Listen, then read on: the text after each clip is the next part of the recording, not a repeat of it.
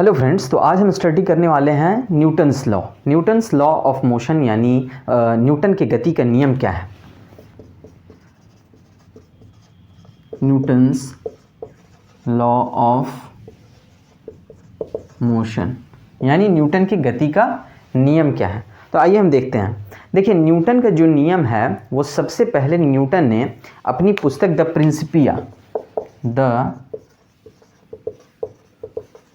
The Principia में, जो कि 1687 की पुस्तक है, इसमें दर्ज किया।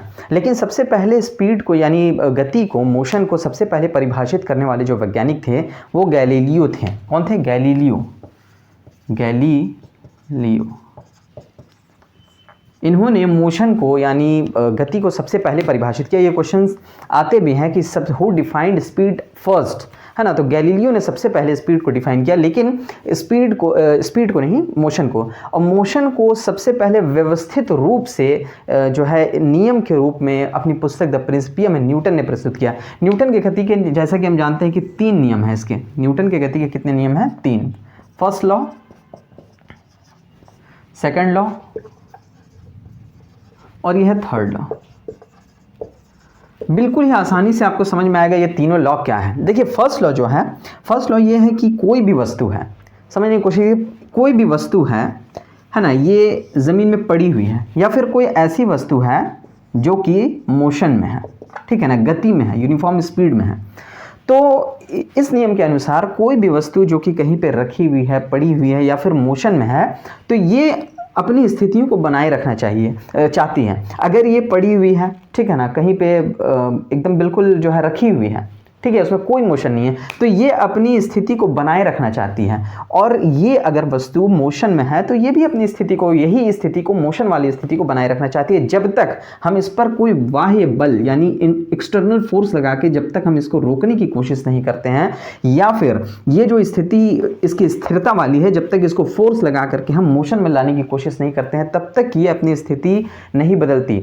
तो मेनली ये नियम है कि बाहरी बल के एब्सेंस में, in presence of external force, कोई भी वस्तु, ठीक है, जो उसकी प्रेजेंट स्थिति है, करंट स्थिति है, उस स्थिति को बनाए ही रखना चाहती है और उसी स्थिति में मेंटेन रहना चाहती है। यही, और जब तक उस पर कोई बाह्य बल लगा करके उसकी स्थिति में परिवर्तित नहीं किया जाता, तब तक वो अपनी करंट पोजीशन, करंट स्थिति को बनाए रखनी चाहती है, चाहे वो स्थिति मोशन वाली हो, चाहे वो स्थिति स्थिरता वाली हो। जब तक हम इसको, स्थिरता को फोर्स लगा के मोशन में लाएंगे, तब तक ये स्थिरता बनी रहना चाहती है, और जब तक ये मोशन वाली स्थिति को हम फोर्स लगा के रोकना नहीं चाहते हैं, तब तक ये अपनी मोशन वाली स्थिति को बनाए रखना चाहती है। This is the law of, first law of Newton.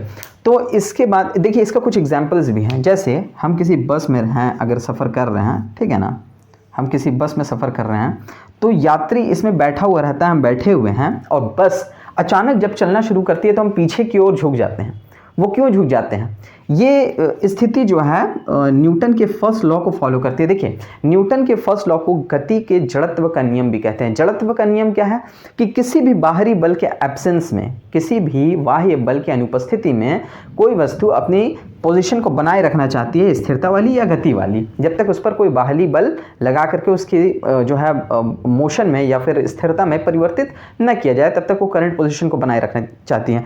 तो न्यूटन के फर्स्ट लॉ को जो है गैलीलियो के जड़त्व का नियम भी कहते हैं। गैलीलियो के जड़त्व का नियम भी कहते हैं। तो देखिए, होता क्या है, फर्स्ट लॉ का एग्जाम्पल अगर हम कुछ लें, तो बस में हम बैठे हुए हैं, तो बस में जब हम बैठे हुए तो अचानक जब बस चालू होता है तो हम पीछे की ओर झुक जाते हैं। इसका कारण क्या है? इसका कारण यह है कि हमारा जो शरीर का निचला सतह है, यानी पैर, वो बस के संपर्क में है, और जैसे ही बस चलना शुरू करता है तो वो हमारा निचला हिस्सा भी बस के साथ चलने लगता है। लेकिन जो हमारे शरीर का ऊपरी हिस्सा है, उसमें एक जड़त्व होता है, ठीक है, वो जड़त्व होता है विराम का जड़त्व। और विराम के जड़त्व के कारण जब बस चलना चालू करता है तो हमारा निचला हिस्सा जो कि बस के संपर्क में है, गति में आ जाता है, लेकिन ऊपरी हिस्सा जो कि विराम की अवस्था में है, विराम का जड़त्व है उसमें, वो जो है चल नहीं पाता तुरंत, जिसके वजह से हम जो है पीछे झुक जाते हैं। तो जब बस चलना शुरू करता है अचानक, और जिससे हम पीछे की ओर झुक जाते हैं, ये जो है विराम के जड़त्व के कारण होता है। और एक स्थिति ऐसी होती है कि हम बस में बैठे हुए हैं और अचानक अगर ब्रेक लग जाए तो भी हम आगे की ओर झुक जाते हैं। फर्स्ट पोजीशन में हम पीछे की ओर झुक जा रहे थे जब बस चलना शुरू कर रही थी, लेकिन एक स्थिति ऐसी कि हम जो है अनबैलेंस्ड हो जाते हैं। ऐसा क्यों होता है? तो देखिए ऐसा ये इसलिए होता है क्योंकि बस जो है मोशन में है और हमारा जो है बॉडी भी मोशन में है, लेकिन जैसे ही ब्रेक लगता है तो ब्रेक लगने से बस तो रुक जाती है और हमारे शरीर का जो निचला हिस्सा जो बस के संपर्क में है वो भी जो है ब्रेक लगने से रुक जाता है, लेकिन हमारे शरीर का जो ऊपरी हिस्सा है जो कि अभी मोशन में था वो अपने मोशन को बनाए रखना चाहता है, जिसकी वजह से क्या होता है हम आगे की ओर चले जाते हैं, है ना, हम बिल्कुल तुरंत रुक नहीं पाते हैं। तो ये गति के जड़त्व के कारण होता है। न्यूटन्स फर्स्ट लॉ यही है। इसका अगर परिभाषा आप लिखना चाहें तो लिख सकते हैं कि कोई भी वस्तु जो है बाह्य बल की अनुपस्थिति में यानी एक्सटर्नल फोर्स के एब्सेंस में अपनी विराम की अवस्था या गति की अवस्था या किसी भी अवस्था को बनाए रखना चाहती है जब तक कोई भी बाहरी बल लगा करके उसकी स्थिति में परिवर्तित न किया जाए। दूसरे नियम की तरफ हम आते हैं। देखिए इसके और भी एग्जाम्पल्स है, जैसे कांच का फ्रेम है, ठीक है, इस पर एक अगर गोली आती है इधर से और इसको जो है छेद करके निकल जाती है और वो बिल्कुल इतना ही हिस्सा छेद कर पाती है। क्यों? पूरा शीशा क्यों नहीं टूटता? क्यों? क्योंकि ये शीशा, इसका वेलोसिटी इतना तेज होता है, स्पीड इतना तेज होता है गोली का कि वो उस पर्टिकुलर हिस्से को छेद करके निकल जाती है और अगल बगल का जो शीशा है वो जड़त्व के कारण वेग में यानी वेलोसिटी में, स्पीड में नहीं आ पाता है, जिसके कारण वो क्षतिग्रस्त नहीं होता। उसी के विपरीत अगर हम एक पत्थर मारते हैं तो शीशा टूट जाता है पूरा। क्यों? क्योंकि पत्थर का वेलोसिटी उतना नहीं होता है, जिसके कारण अगल बगल के के जो शीशे हैं ये भी अपना जड़त्व खो देती है और गति में आ जाती है, जिसके कारण शीशा टूट जाता है। सेकंड लॉ अगर हम देखें तो सेकंड लॉ ये कहता है कि संवेग में परिवर्तन की दर यानी rate of change in momentum is directly proportional to the force, यानी संवेग में परिवर्तन की दर जो है वो बल के समानुपाती होती है। यानी संवेग में जो परिवर्तन होता है वो बल के समानुपाती होती है और संवेग में बल की जो दिशा होती है उसी दिशा में संवेग परिवर्तन होता है। ये संवेग में जो परिवर्तन होता है वही बल की दिशा। तो देखिए इसमें क्या है, ये मोमेंटम है, ठीक है ना, ये मोमेंटम है जिसे हिंदी में संवेग कहते हैं। संवेग का एक फॉर्मूला होता है, देखिए P = m × v, mass into velocity. P जो है संवेग किसी वस्तु के द्रव्यमान और उसके वेग के गुणनफल के बराबर होती है। तो F के बराबर ये फोर्स है, F के बराबर हम P के बराबर m × v लिख सकते हैं, v/t। अब देखिए फोर्स इक्वल टू क्या हो गया, m × v/t क्या होता है, एक्सेलरेशन होता है। एक्सेलरेशन क्या है, वेग में परिवर्तन की दर।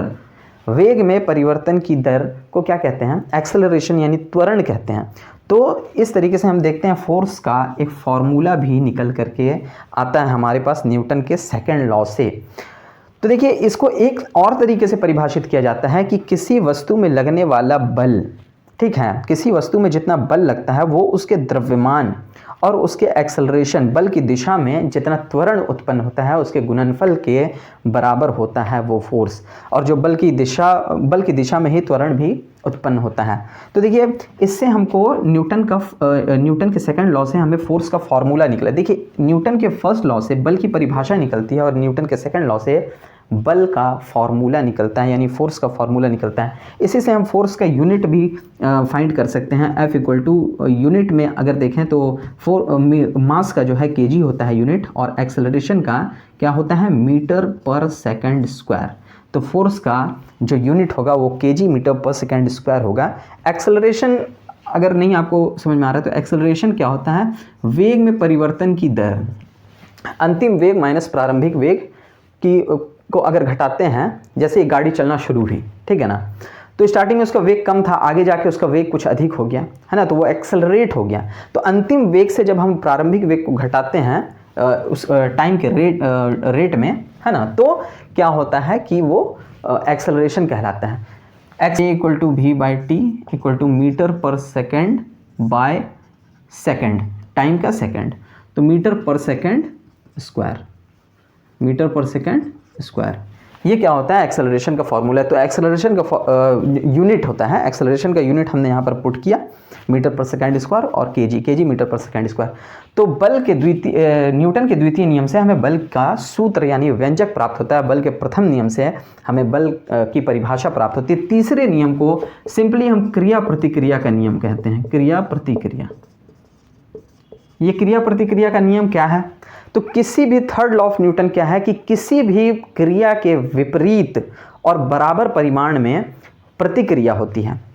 जैसे हम किसी भी बॉडी पर, कोई भी ऑब्जेक्ट है, कोई भी वस्तु है, इस पर अगर हम फोर्स लगाएं, ठीक है ना, इस पर अगर हम फोर्स लगाएं, ठीक है, इस पर हम मान लीजिए ये वस्तु A है और ये वस्तु B है, ठीक है ना, तो A अगर वस्तु B पर फोर्स लगाता है, यहाँ पे देखिए वस्तु A है, वस्तु B है, अगर A वस्तु B पर फोर्स लगाता है FAB, ठीक है ना, तो B भी एक रिएक्टिंग फोर्स जो है A पर आरोपित करता है।